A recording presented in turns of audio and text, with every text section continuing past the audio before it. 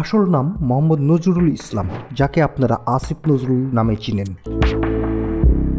তবে ওনাকে নিয়ে বর্তমানে হচ্ছে নানা আলোচনা ও সমালোচনা। এক কথায় উনি সবার টার্গেট হয়ে গেছে। তবে 4 থেকে 5 মাস আগেও এই দেশের মানুষ তাকে খুব পছন্দ করত ও সম্মান করত। তবে হঠাৎ করে সামনে আসে ওনার একটা কল রেকর্ড। উনি ফোনে একটা মেয়েকে বলছিলেন, আমি যদি এখন তোমার কাছে আসি তাহলে আমার রোজা ভেঙে যাবে। তবে ফোনে যে মেয়েটার সাথে কথা বলেছিলেন উনি কিন্তু বর্তমানে আসিফ নজরুল স্যারের স্ত্রী। তবে যখনকার এই কল রেকর্ডটা তখন কিন্তু উনি আসিফ নজরুল স্যারের ওয়াইফ ছিলেন না।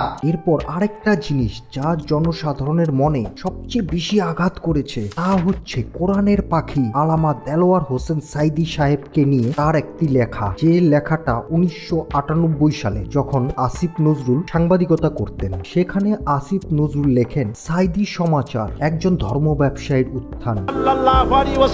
কোরআন প্রতিষ্ঠার জন্য আন্দোলন করেছিলেন। সেখানে তিনি আরো লেখেন, সাইদি কামেল পাশ করেছে কিনা তা নিয়ে সন্দেহ আছে। তার লেখায় তিনি দেলোয়ার হোসেন সাইদিকে চরমভাবে ব্যক্তিগত আক্রমণ করেছিলেন। এবং তিনি আরো লেখেন, বিভিন্ন সূত্রের দেয়া তথ্য অনুযায়ী পিরোজপুরে গড়ের হাটে সুর তুলে সাইদি আতর, সুরমা ও তবজি বিক্রি করে জীবিকা নির্ভর করতেন। এই আসিফ নজরুলই প্রথম ব্যক্তি যিনি দেলোয়ার হোসেন সাইদিকে যুদ্ধ অপরাধী হিসেবে অভিযুক্ত করেছিলেন। তিনি আরও লিখেছিলেন, সাইদি মুক্তিযুদ্ধের সময় পাক হানাদার বাহিনীর সহযোগিতায় সরাসরি লিপ্ত ছিলেন এবং তিনি ধর্মের দোহাই দিয়ে গনিমতের মাল হিসেবে পরের হাট বন্দরের হিন্দু সম্প্রদায়ের বাড়ি ঘর লুটপাট করেন এবং মদন নামে এক হিন্দু ব্যবসায়ীর দোকান ভেঙে নিজের বাড়িতে নিয়ে গেছেন। তিনি আরও লেখেন, মুক্তিযুদ্ধের পর সাইদি পালিয়ে থাকেন এবং 10 বছর পর নিজের বাড়িতে আসেন। এরপর এক সময় আসিফ নজরুল সে তার নিজের মুখে বলেন,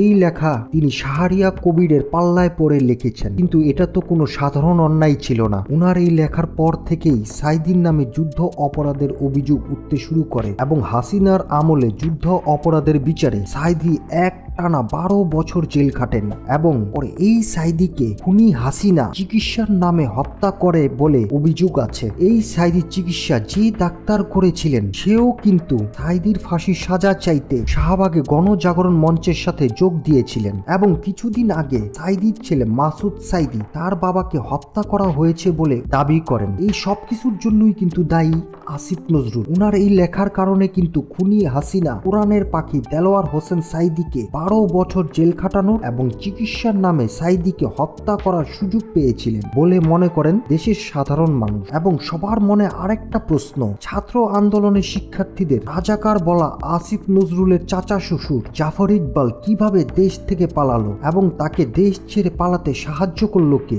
এই কারণেও কিন্তু সবাই এখন সন্দেহের আঙ্গুল তুলেছে আসিফ নজরুলের দিকে। নাটক সিনেমার মাধ্যমে পরকীয়া ও সমকামিতা এবং ইসলাম বিদ্বেষ এবং সমাজ ধ্বংস করার অন্যতম মাস্টার মাইন্ড মোস্তফা সরোয়ার ফারুকী সংস্কৃতি উপদেষ্টা হিসেবে শপথ নেওয়ার পর সারা দেশে সাধারণ মানুষ থেকে শুরু করে শিক্ষার্থীরা তীব্র প্রতিবাদ জানিয়েছিল। তারপরও তাকে উপদেষ্টা পদ থেকে সরানো হয়নি, কারণ এই ফারুকীকে উপদেষ্টা বানিয়েছে আসিফ নজরুল। এই ঘটনায় আসিফ নজরুলের প্রতি সাধারণ মানুষের প্রচুর ক্ষোভ জন্মেছে, কারণ এই ফারুকী ছিল আওয়ামীপন্থী ও মুজিব প্রেমী এবং হাসিনার খুবই ঘনিষ্ঠ এবং সেই সাথে প্রথম আলো ও ডেইলি স্টার ভারতের র এজেন্ট হিসেবে কাজ করে, যার অনেক প্রমাণ সাংবাদিক ইলিয়াস হোসেন ও সোশ্যাল অ্যাক্টিভিস্ট পিনাকি ভট্টাচার্য দিয়েছেন। এবং কিছুদিন আগে ইলিয়াসের ভিডিওতে আসিফ নজরুল কিভাবে রয়ের এজেন্ট হিসেবে কাজ করে তার অনেক প্রমাণও ইলিয়াস দিয়েছেন। সেই ভিডিও বেশ ভাইরালও হয়েছে। সেই ভিডিও দেখার পর সাধারণ মানুষের মনে এখন আসিফ নজরুলের প্রতি ক্ষোভ বেড়েছে। আমরা আওয়ামী লীগের সময় বিভিন্ন টক শোতে দেখেছি আসিফ নজরুল বলেছে, বর্তমানে মন্ত্রীদের বিরুদ্ধে যেসব অভিযোগ উঠেছে তাদের লজ্জায় পদত্যাগ করা উচিত। উন্নত বিশ্বের মানুষের থেকে ওনারা কিছু শিখেও না। বর্তমান পরিস্থিতিটা এমন হয়ে গেছে যে দেশের মানুষ ওনাকে আর বিশ্বাস করতে পারছে না। সোশ্যাল মিডিয়াতে ওনাকে নিয়ে হচ্ছে নানা রকমের সমালোচনা। অনেকে তো এটাও বলছে, এই আসিফ নজরুল স্যারের যদি লজ্জা থাকে তাহলে ওনার পদত্যাগ করা উচিত।